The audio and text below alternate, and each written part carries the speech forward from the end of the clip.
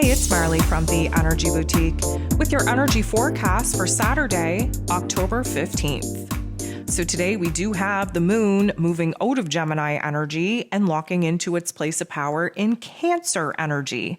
We will have the moon go void, of course, 12 minutes after midnight and not lock into Cancer energy until noontime. What does that mean? It means we go pretty much 12 hours with the moon being void, of course. And what does that mean? Well, it means that things get shaky. We get nervous. We get insecure. We question everything. We're not sure of anything.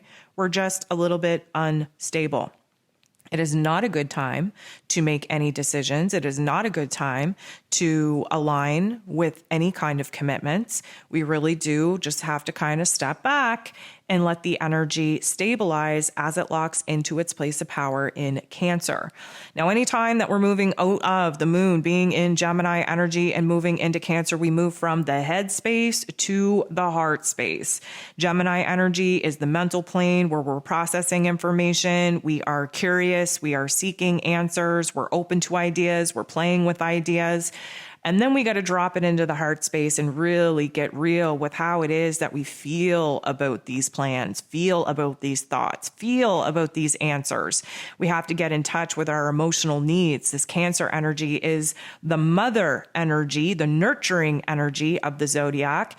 It is where it is that we have to take care of our inner child and where it is that we just have to kind of ground ourselves out and recognize what it is that we need to build as far as a safe and stable and secure foundation in our lives to kind of grow upon. And when I mean grow upon, I mean just feel safe enough to kind of explore our inner realm, to kind of recognize what has changed, where it is that we're not feeling safe and stable and secure, and what it is that we can do for ourselves, within ourselves, to nurture ourselves back to a place of safety. So it's always a little bit emotional when we move into Cancer energy. It is a water sign. It is ruled over by the moon, which is very emotional and intuitive. It's also our unconscious selves coming out to play. And so when we move into Cancer energy, we are kind of seeking to stick to what is old, tried, tested, and true, which is a little bit of a conflict, seeing as the Gemini energy that we're coming out of is really pushing for change, pushing for us to kind of bust out of our comfort zones and explore, really dabble with new ideas and new situations. And then just when we're, kind of talking ourselves into jumping into new things, we jump into this Cancer energy and we just kind of clam up. We become a little bit more introverted, a little bit more insecure when it comes to making some big dramatic changes in our lives. And again, we're just really in a state of just finding as much safety and security and stability in our lives as possible. So, kind of a small, short day here today. It is moon ruled. I will say that the moon, there's 7 aspects and all 7 involve the moon. So it is going to be a little bit of an emotional refinement kind of day, an emotional exploration kind of day. And seeing as we just had a very, very eventful weekend last weekend with Pluto going direct and the full moon in Aries really popping things off and creating a lot of dramatic situations in our lives, and not to mention Mercury re-entering into Libran energy, we are still very much trying to adjust to what the landscape of realities now look like. So with that being said, right before the moon goes void, while still in Gemini energy, it does come up to, bump into, sit next to Mars, who is currently in Gemini energy.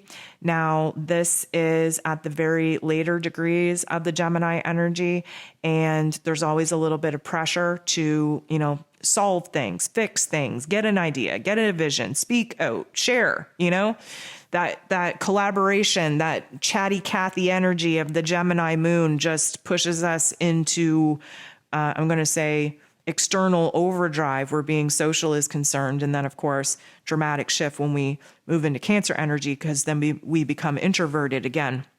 But the moon kind of meeting up with Mars in this way can go one of two ways, and I'll break it down for you. Of course, we would love to just tap into the positive side of these energies, but depending on where it is that you're at and in your journey, we don't know how it's going to manifest until it's here and we become aware of it.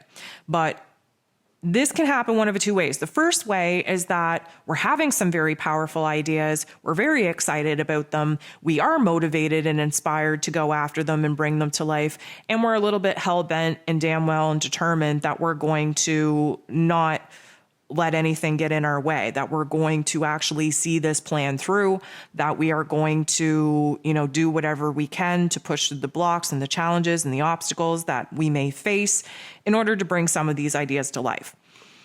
The other side of this coin is that we could become so cluster-effed in our head, so overwhelmed with the thoughts, can't think clearly, scatterbrained, that we become irritated and frustrated and actually semi-angered that we can't figure out what the plan is, that we don't know what to do, we don't know how to take action, we got all this pent-up energy and aggression in us, we don't know how to get it out, things aren't moving fast enough, the clarity's not coming fast enough, and we're just kind of frustrated.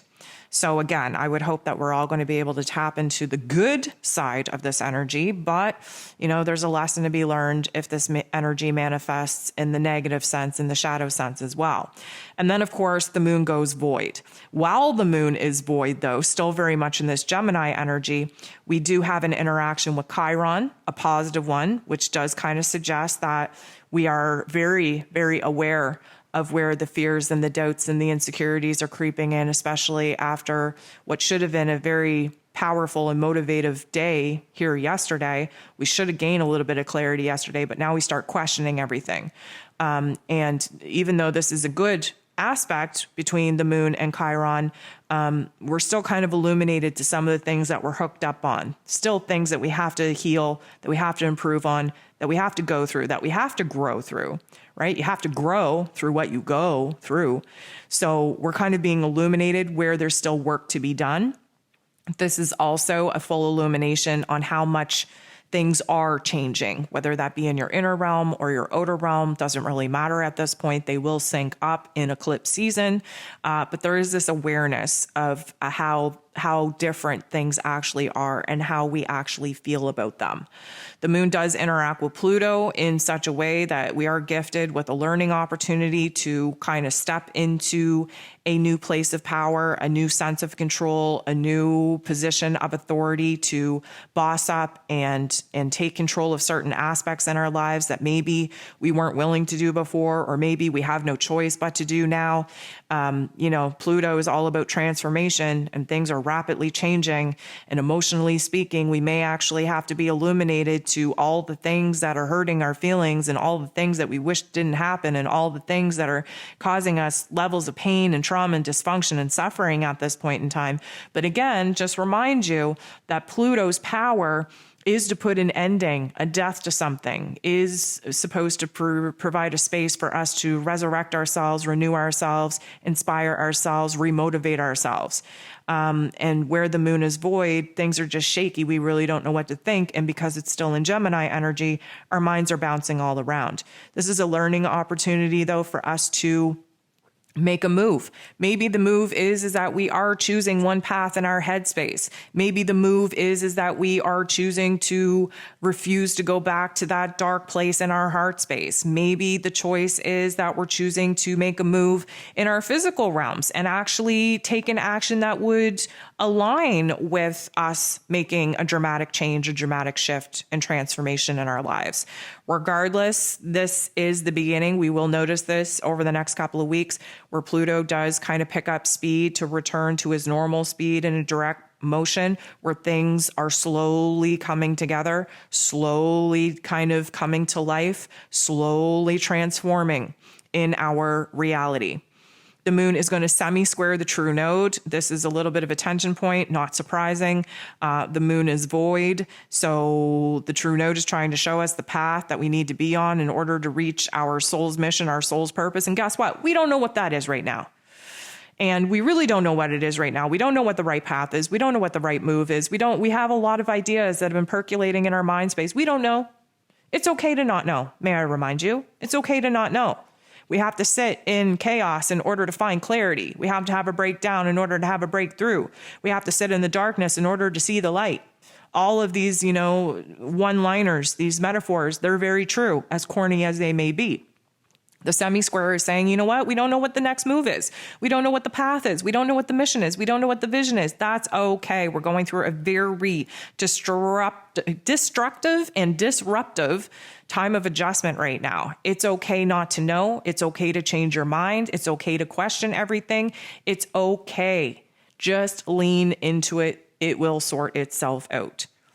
So the moon moves into Cancer energy, 12 p.m. Eastern Standard Time. The first aspect that the moon in Cancer makes is a square, not a favorable one. This is not a nice feeling, with Jupiter. Jupiter is illuminating for us, first of all the changes that have taken place so that we can find a grounding point in our emotions.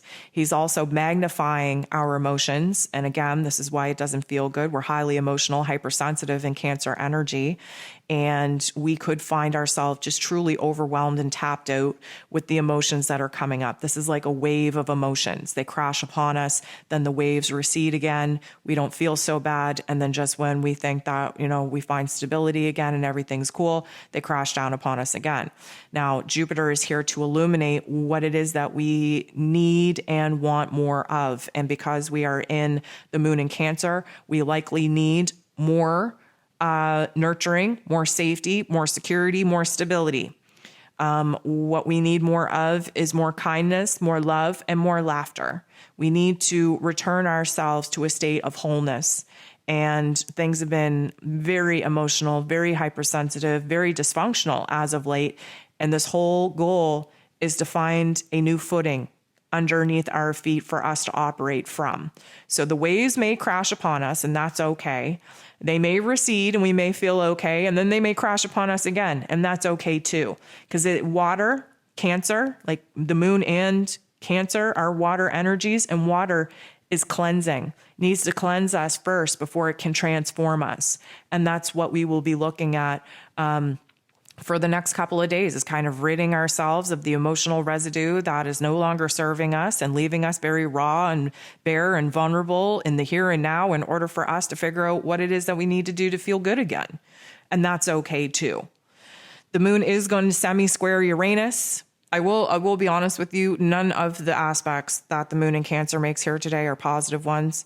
Like I said, a square is getting into the boxing ring. A semi-square is like hey, we're not getting into a boxing ring, but I'm going to call you out on the street. Instead of getting into the boxing ring, we're just going to have a confrontation right here, right now. And the moon semi-squaring Uranus brings a lot of emotional confusion, brings a lot of jitteriness, brings a lot of anxiety. We feel very unstable. We actually feel like it is better to push people away at this time than to bring them closer. It is better to be a little bit alone. Now, here's the thing. Uranus energy is always pushing us to try something new. The moon in Cancer wants us to stick to what is old, tried, tested, and true. This is why there's a little bit of an agitation too. It's almost like, well, we can't stay where it is that we're at because right now it doesn't feel good. However, we're really not strong and stable and whole enough to push ourselves forward, to make a move, to make a change, to adapt in any other way, because we don't even know what that looks like, and we're not ready for it right now. We're not feeling very confident. We're not feeling very safe, very secure, very sure about anything. And now there's like this emotional chaos that's taking place. May I remind you, we're in Libra season.